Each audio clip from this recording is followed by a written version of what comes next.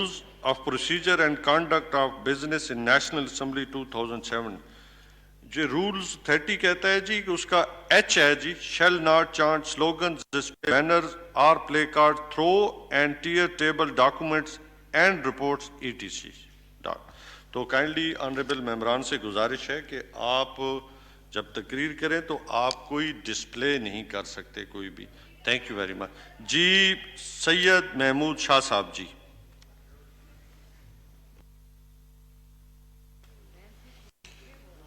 तो पढ़े लिखे लोगों को ये तो आप तो पढ़े लिखे। बिस्मिल्लाहिर्रहमानिर्रहीम नहमदुहु व नुसल्ली अला रसूलिल करीम। जनाब चेयरमैन साहब, आपका बहुत बहुत शुक्रिया कि आपने मुझे बजट 2021 और 22 पर बोलने का मौका दिया। जनाब चेयरमैन साहब, कल जो बलूचिस्तान में अपोजिशन के साथ जो कुछ हुआ उसकी भरपूर मज़म्मत करते हैं।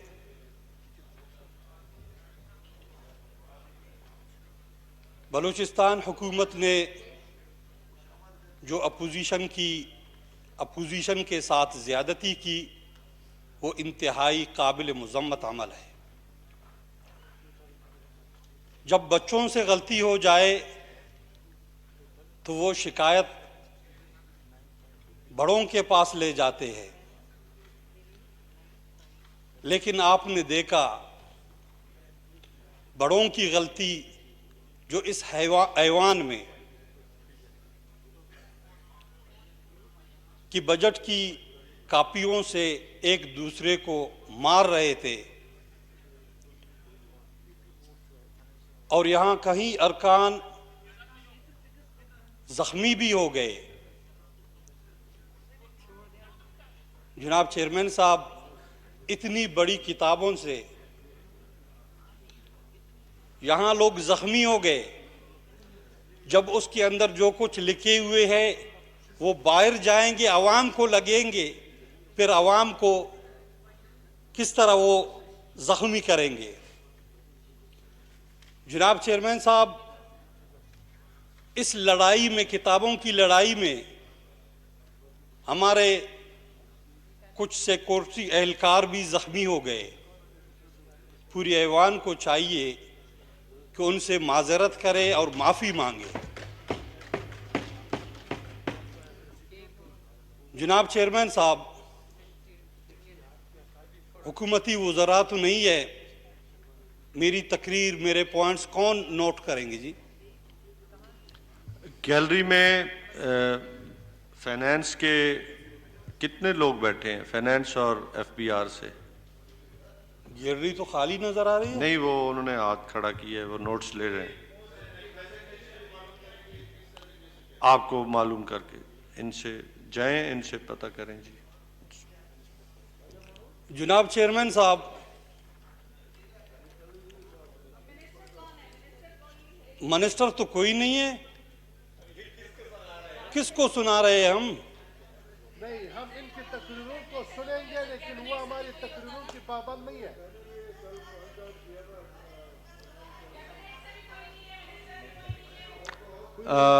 शाह साहब नोट कर लिया। अभी अली मोहम्मद खान इधर ही थे, आ जाते हैं। आप अपनी स्पीच जारी रखें क्योंकि आपका टाइम चल रहा है। जनाब चेयरमैन साहब,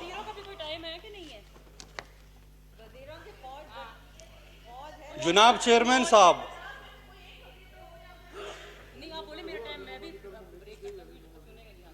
जब तक कोई सुने नहीं तो फिर मैं कैसे शुरू करूं? शाह किसको सुनाऊं? साहब, छुट्टी के दिन आप लोगों के लिए ये इजलास रखा गया है।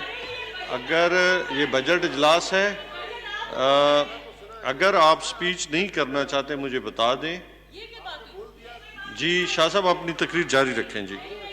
जनाब चेयरमैन साहब, जी जी, जनाब चेयरमैन साहब, बहुत बड़ा बजट है, इसके ऊपर हर एक पॉइंट्स पर बोलना इतना टाइम भी आप नहीं देंगे।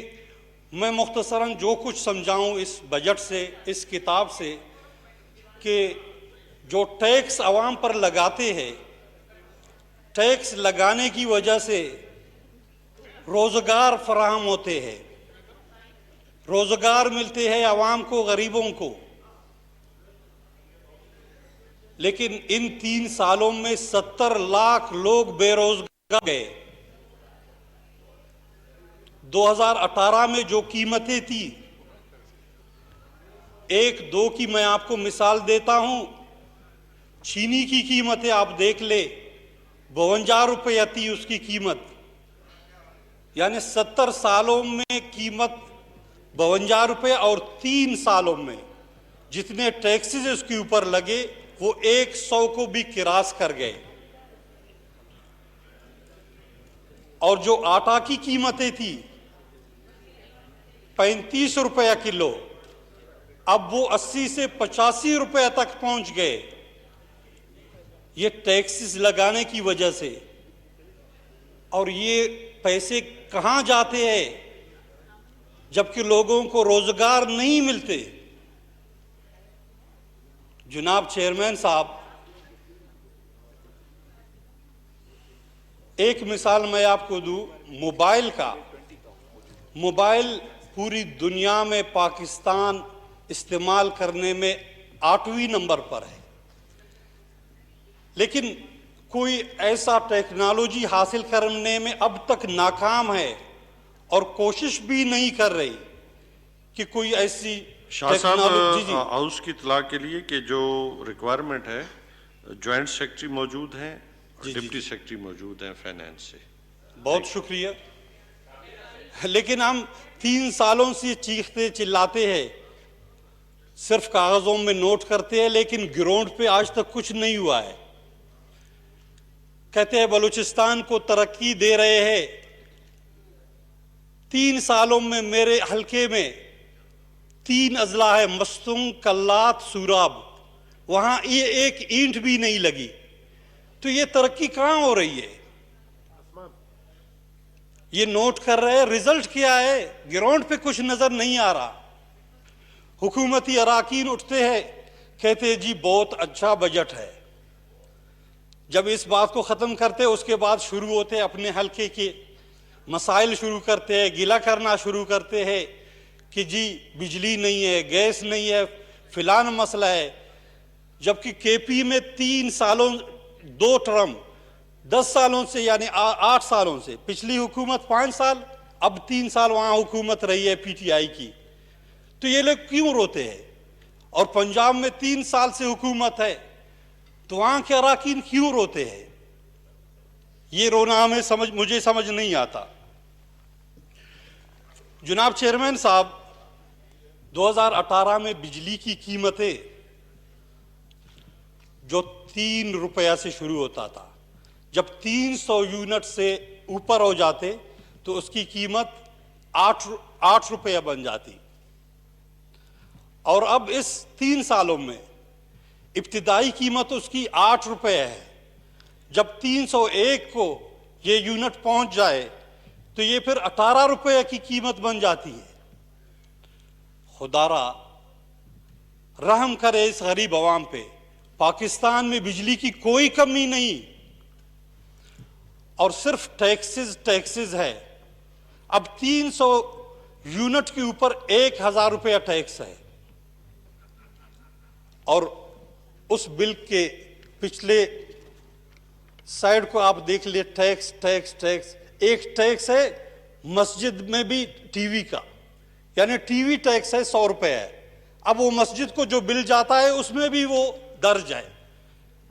इनको अभी तक मालूम नहीं है कि किसी भी मस्जिद में टीवी नहीं लगी, वहां ये बिल क्यों बेचते हैं? इसका आप नोटिस ले और ये बिल से ये टैक्स खत्म कर दे। चेयरमैन साहब, आपने नोट कर लिया ये बात? नोट कर रहे हैं जी सब। जी जी जी